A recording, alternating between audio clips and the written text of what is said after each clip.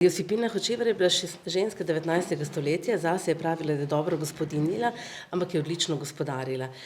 Če sledimo samo njenim oporoki, njenim volilom, gre za res ogromno denarja, za 16 štipendijskih skladov, za izjemna volila, ki so bila izvršena, katerih sledimo še danes. Gre za prenove cerkva, gre za prenove šol, gradnje šol, nakup zemljišča, gre za izboljšanje šolskih razmer v Radovljici, v Krškem, se pravi izjemna dobrotnica, ki je bila tudi zahtevna, ampak hkrati pa je res dobrotljiva, predvsem na področju šolstva, pač vere, ker je bila zelo verna in nekega napredka mest.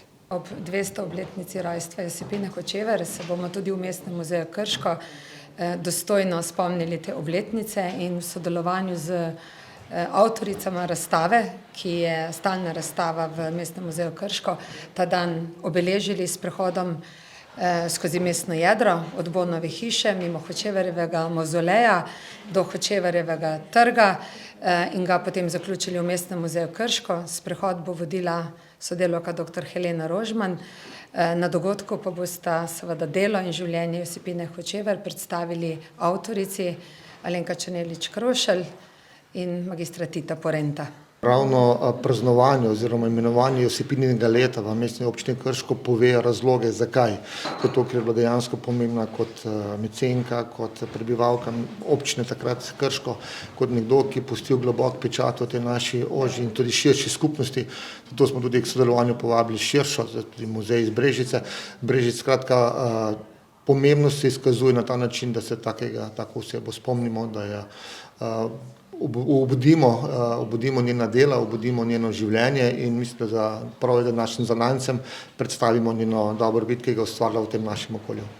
Center za podjetništvo in turizem Krško tudi letos v soorganizaciji s partnerji Valvazorjevo knjižnico Krško in Javnim skladom za kulturne organizacije območna izpostava Krško organizira družinski piknik v parku, ki bo letos namenjen Josipini Hočevar. Pri tem pa nam bodo pomagali Posavski muzej Brežice in Mestni muzej Krško s vsebinami. Sam zabavni program se bo začel ob 17. uri v soboto 8. junija.